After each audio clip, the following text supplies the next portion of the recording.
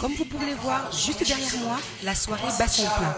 Nous nous trouvons toujours ici au stade Roi-Baudouin où le gala de charité organisé par l'ASBL Elikia DRC est en train de se dérouler.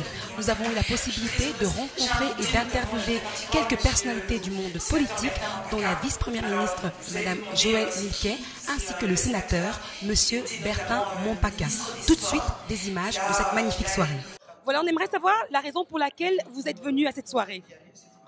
Je suis venu, un, parce que j'étais invité, deux, parce que, comme femme, améliorer la capacité de réussir des accouchements, la petite enfance, etc., par rapport à la situation au Congo est vraiment une priorité.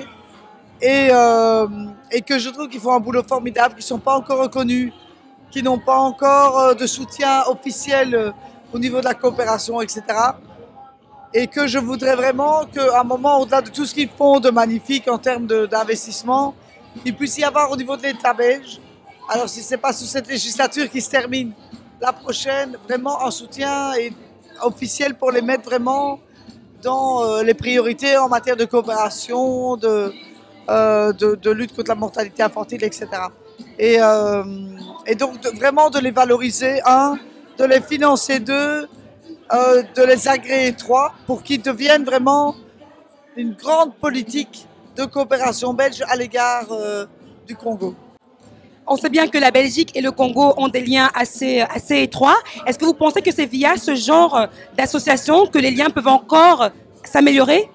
Ah oui, oui, parce que dans la Belgique, il y a des citoyens belges qui sont d'origine congolaise. Ils sont importants, ils participent énormément au déploiement de leur pays d'origine, déjà en envoyant l'argent, etc., vis-à-vis de la famille, mais surtout, et moi ça me touche toujours, surtout la deuxième, troisième, quatrième, cinquième génération qui se mobilisent sur des projets humanitaires à l'égard du Congo. Et donc, je trouve qu'on doit vraiment soutenir et que c'est une sorte de responsabilité citoyenne de le faire, alors que bon, il s'agit maintenant de nouveaux citoyens belges, de ne surtout jamais oublier le pays d'origine et d'investir massivement pour l'aider à s'en sortir. Et ça, moi, ça me touche beaucoup. Et quel regard aujourd'hui portez-vous sur la communauté congolaise en Belgique? Au jour d'aujourd'hui, évidemment. Allez, comment expliquer? Moi, à titre personnel, je pense qu'on ne doit plus parler de communauté congolaise en Belgique. Il y a des Belges, point. Et il y a des citoyens belges ou pas belges qui vivent en Belgique et ce sont des citoyens à part entière, point. Voilà. Alors oui, il y a des personnes d'origine congolaise voilà, qui font la richesse de ce pays, qui sont pour nous une partie intégrante de notre ADN belge, et qui aussi renvoient à toute l'histoire de la Belgique, pour laquelle d'ailleurs nous avons exprimé nos pardons pour la période coloniale et autres. Mais allez, comment résumer l'histoire entre le Congo et la Belgique? Il y a quelque chose d'immatériel, de sentimental, de fusionné.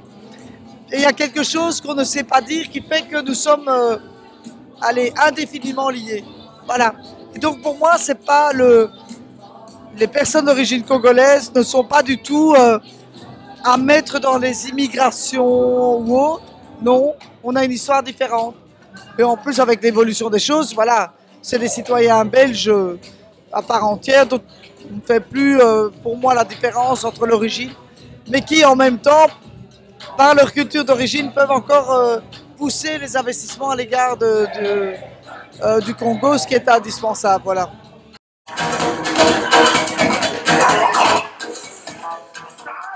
Elle vient de me dire, ne fais pas trop de politique. Nous sommes venus ici pour l'humanitaire.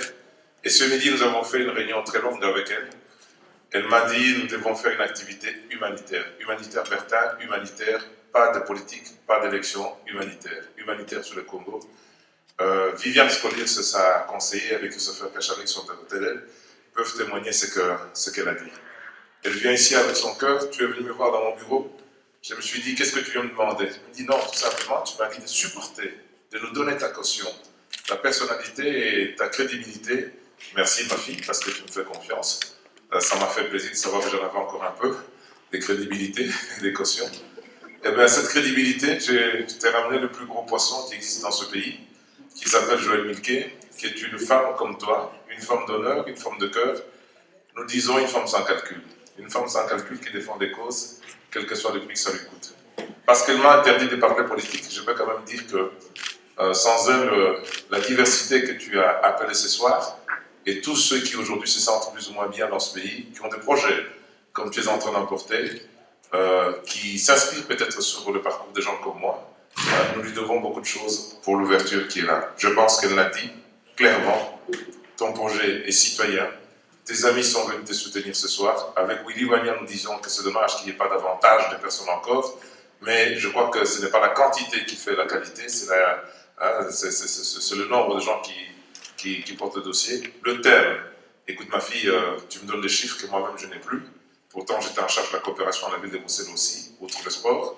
Je pense que, Inch'Allah, comme diraient mes frères marocains, et si vous me permettez d'exprimer ma conviction religieuse, si Dieu nous prête vie, je suis persuadé que ce soir, tu n'as pas 300 personnes dans cette salle, mais tu as parmi la classe politique belge des gens qui sont d'une sincérité réelle, dont personne ne peut douter, et que si Dieu nous donne la grâce d'avoir les possibilités d'occuper des fonctions demain, où nous pouvons soutenir ce projet parce qu'il touche les gens, il touche les jeunes, il touche les femmes, et il est sincère, car derrière un projet comme ça, il n'y a pas de double calcul.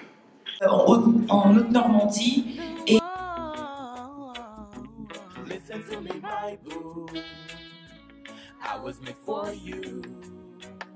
You make me feel brand new. You make me feel. If you only knew. If only you knew. Listen to me, my boo.